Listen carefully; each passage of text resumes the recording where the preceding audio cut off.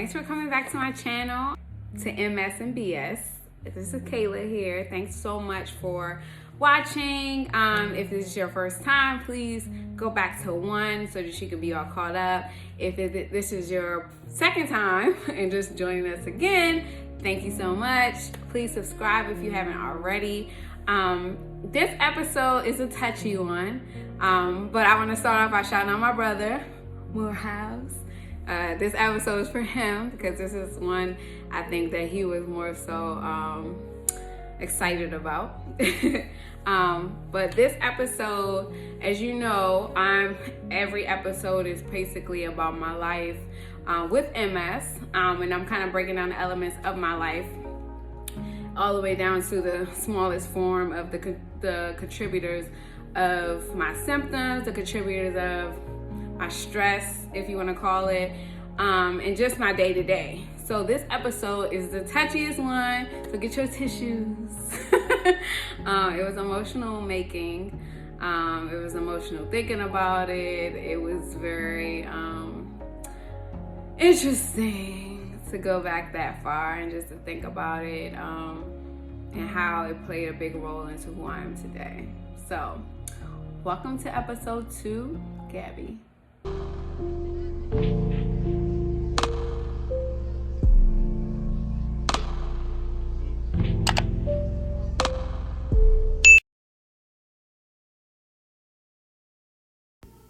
How do you measure strength? Is it your perseverance?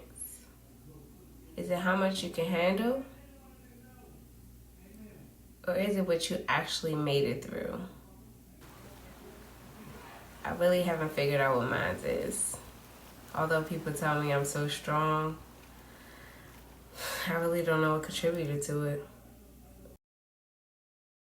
Then there's Gabby. Gabby came out of nowhere in 2011, and she's still coming every day in 2020 with the vengeance.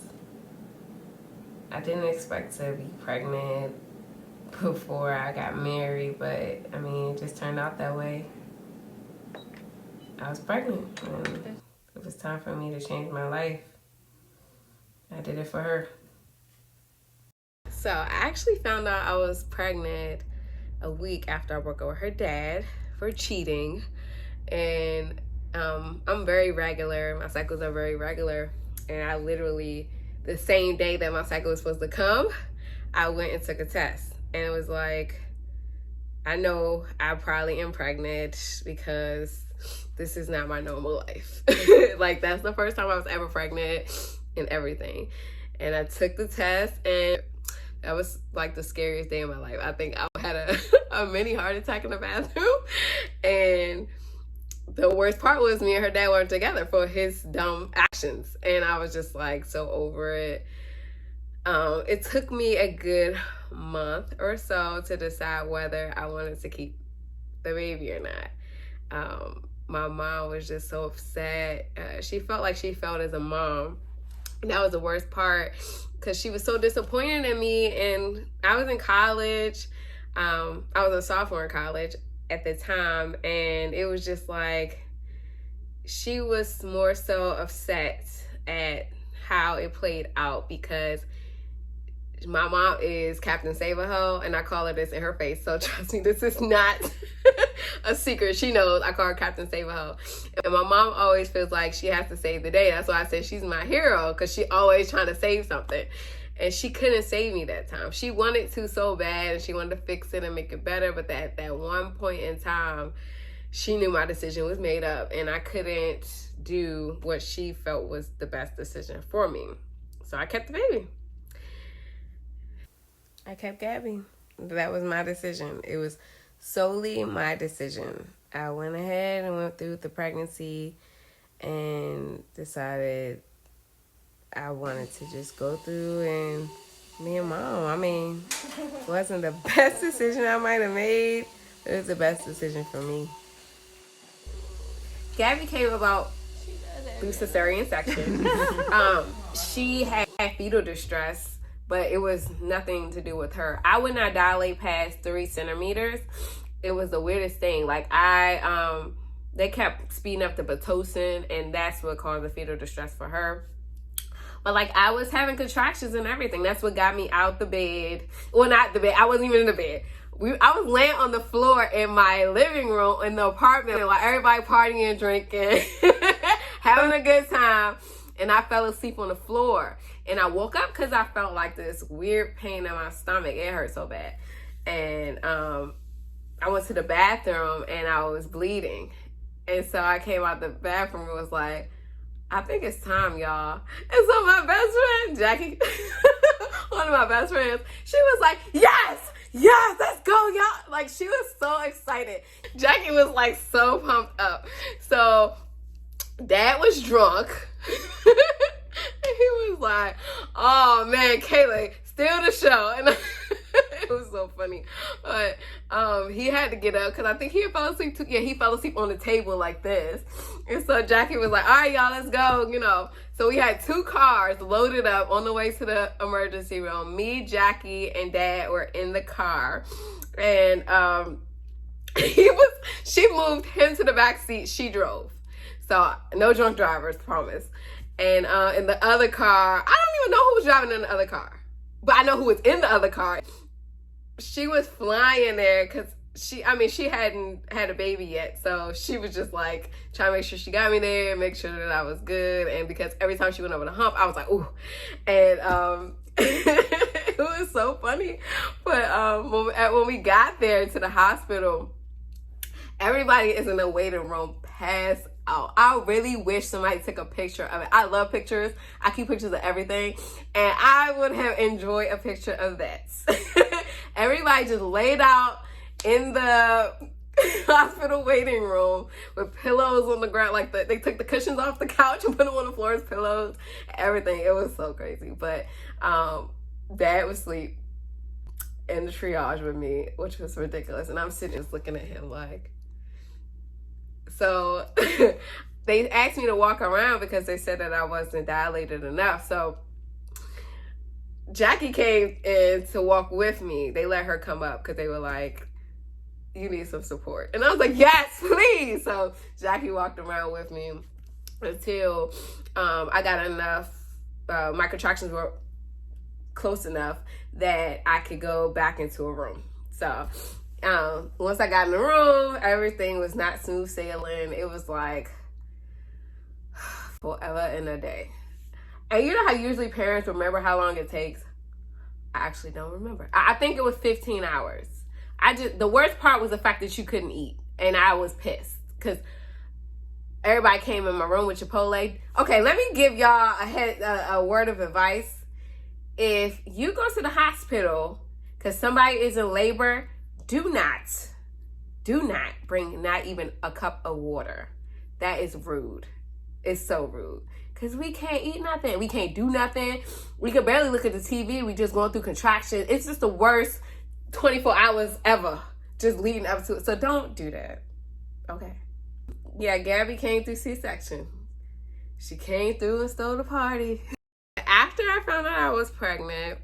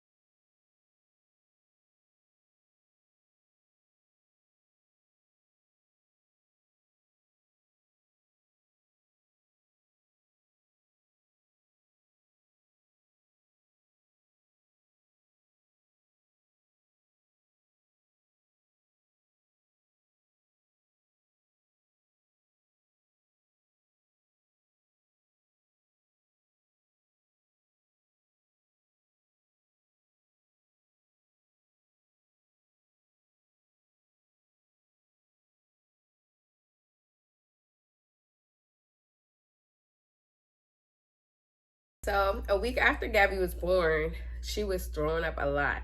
And I know babies throw up, so I thought she was okay.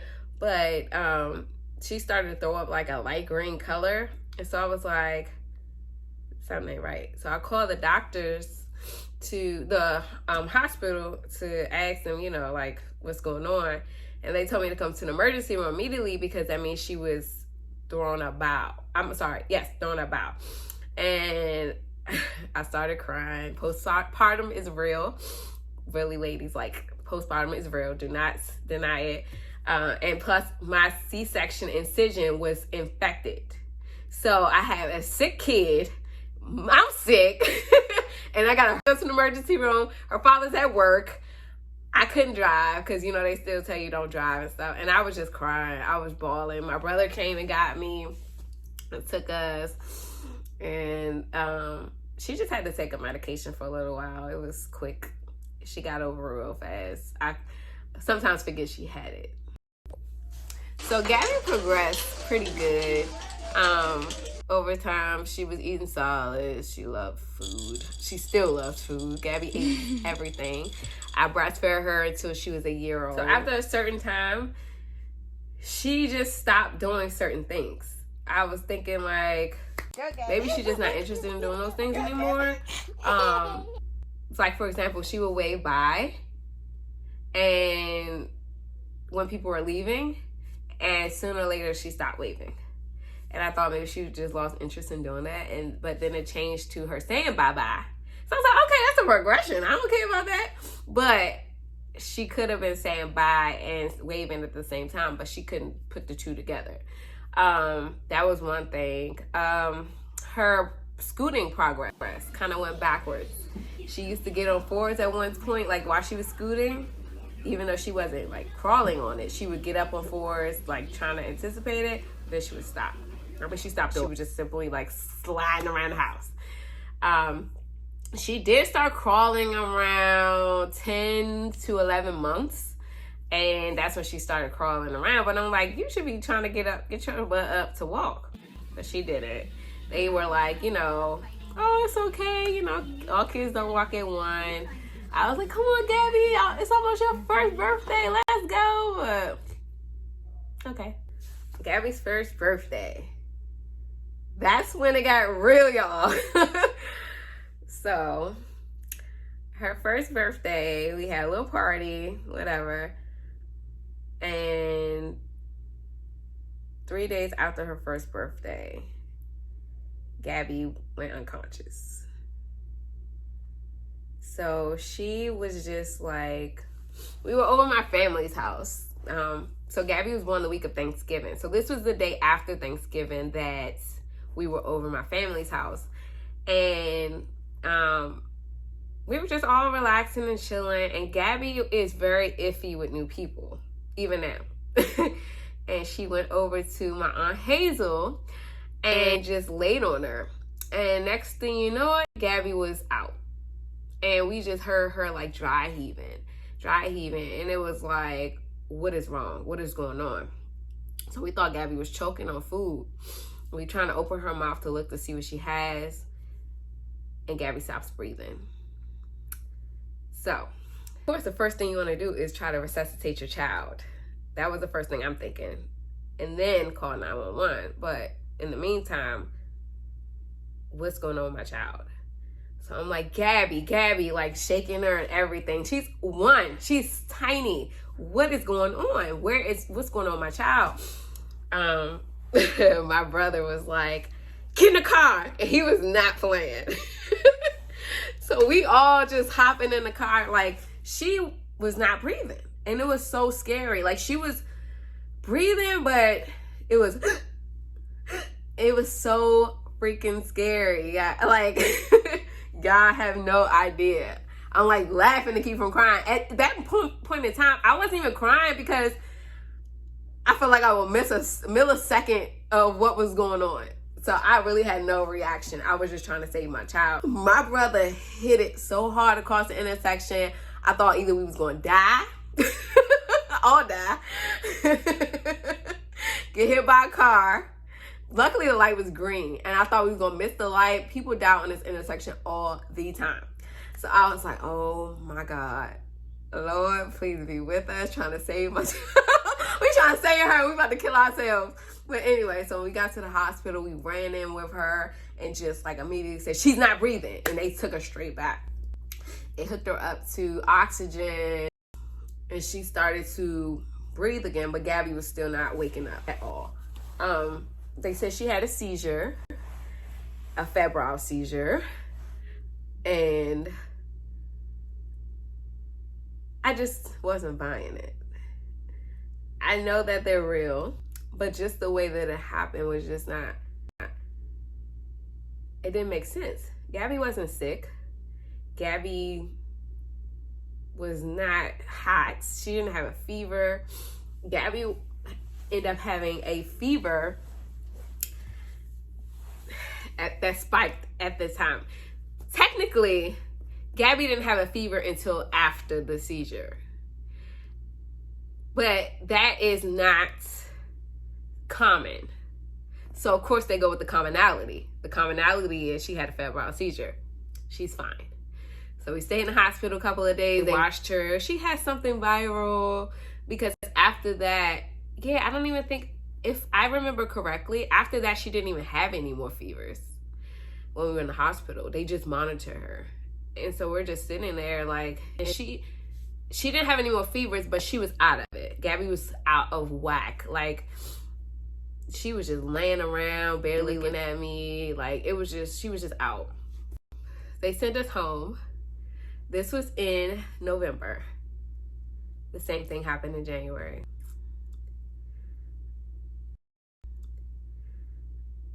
We were in the house, and I had just got home from work. So my grandma, like I said, she watched Gabby faithfully up until Gabby was like 5, I want to say. And 4. And Gabby came up. We was in the room. She was laying down. And then me and her always lay down, and I always talked to her every day when I got home. Like, I would just lay next to her because sis was tired. I commuted back and forth. Sis was tired. So my outlet was to sit there and talk to my child. And when I was sitting there talking to her, she did the same thing she did last time. And her eyes just went up. So this time I actually got to witness what happens. And her eyes went up, and she just kind of fell asleep. And then, and I was like, I just called downstairs like, Mom! That's what we call my grandma. Mom! Gabby doing it again. Doing what? She having a seizure. So my grandma, oh Lord have mercy. If you know my grandmother, you know that's her. And so I was like, call 911, So she called 911. My brother was like, what's going on? Like, he's so compassionate, I promise you. Evil, but compassionate. And we all were just in my room trying to bring Gabby back. And so Gabby was trying to come back too. Like, you could tell this time she was trying to come back. And she was like hitting on my grandma, hitting on my brother. And so my brother kept talking to her like, Gabby, what's wrong? Like, Gabby, what's wrong? And just hit it. And she just hitting, like trying to, like, I'm coming. But she just could not come back. She couldn't speak. She was just out of it. She kept dazing in and out of sleep. We called 911. They came. Gabby did not have a fever, y'all. I'm sitting there holding my baby. She did not have a fever. They put us in the back of the ambulance. She started to come back, and she would start crying. And it was like a faint cry, so she wasn't really crying. It was more so like whining. And so as soon as we got to the emergency room, and they took her off drove the stretcher off of the ambulance, Gabby went into a full-blown tonic-clonic seizure. So she was shaking, like full-blown seizure. The seizures you really see. Like the seizures that you know by definition of a seizure. Not the stuff that I saw, because I didn't know what that was. I didn't know that was a seizure. Like, who knows that's a seizure until you see it? She went into a full shaking spell at that moment. I just start crying. Because I know, you know as a mom, like you just know. Sometimes we dramatic. I'm not going to lie on that. I could be dramatic a lot. But when it comes to your child, you just know. And not just because you want the extra best for them. you just know something ain't right. That's my child. She been inside me. We got that connection. That's my baby. So we went in there. This time, to get her seizures to stop, they had to hook her up to the IV and give her Ativan to stop it. So it lasted, that when they usually do that, it's about 5 minutes. So it lasted a good while. So of course I'm sitting there crying like, what the hell is going on? So this is when I want to talk about being a young mom.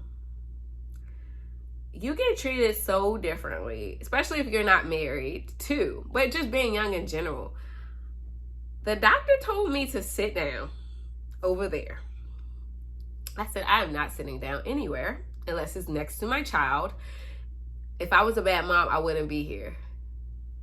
And because she was over listening to me and her dad's conversation, and I was like, wow, I did better this time than I did last time.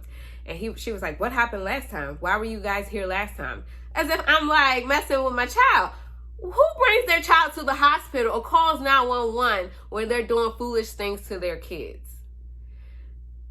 I don't know if any doctors are listening or watching this, but do not treat people differently because of their age or what age they look like. Because trust me, I still look like I'm 15. I'm walking around with my sister. That's what people think all the time. I'm walking around with Gabby, my sister. Don't treat people differently because of the age that they decide to have children. That's their wishes.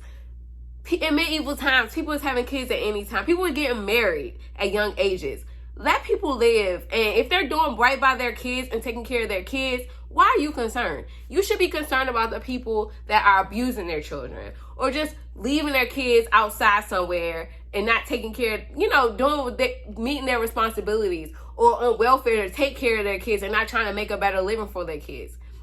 Nothing against welfare, but the people that do not want to take that extra step and work hard for their kids is what I'm saying. Those are the ones that you need to be concerned about. I was taking care of my baby. I was working a full-time job, making money. I was working in the government. I had my own place at one point, but I moved back home. But that's not nobody's damn business. Me bringing my child there was the best decision I could make. Why are you concerned? And why are you making me sit down over there like you her mother? It's sad that, especially as an African-American woman, that we still get treated like this. Like, this is my child. But neither here nor there. Let's move on. At that point, so every time we went to the emergency room, they would transfer us to children's because it wasn't a children's hospital. So they would transfer us to Children's Hospital in Washington, D.C. And that's where we would stay when we were staying. So the second time, they were like, okay, we're going to watch her a little bit longer. Because sometimes, this just happens by probability, but we're just going to watch her a little while longer. Y'all watching because y'all know something is wrong. Of course, we stayed at the hospital a couple of days. They ran more tests to make sure, and they didn't see nothing. Once again, it was a viral infection or viral whatever. And I was basically told I just needed to go home and go for a follow-up appointment a week later or 2 weeks later. So I went to the follow-up appointment and I let them know this was 2 weeks out. I let them know she was okay, but Gabby's still not walking by now. So she's by now 18 months. Oh, I'm sorry. She's not 18 months.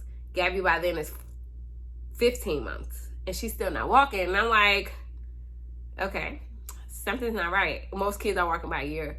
And so they were like, no, that's not true. She's fine. Just go home. If she's not walking by 18 months or you see her have this episode again, come back. Yeah.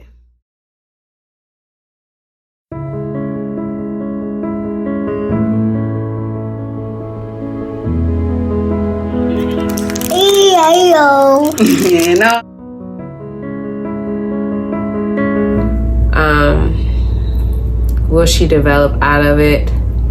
We don't know. Will she talk? We don't know.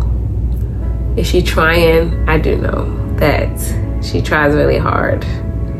And it's so frustrating for her. It's frustrating for me. And when I got diagnosed with MS, something seems interesting or not. So my baby's a lab rat.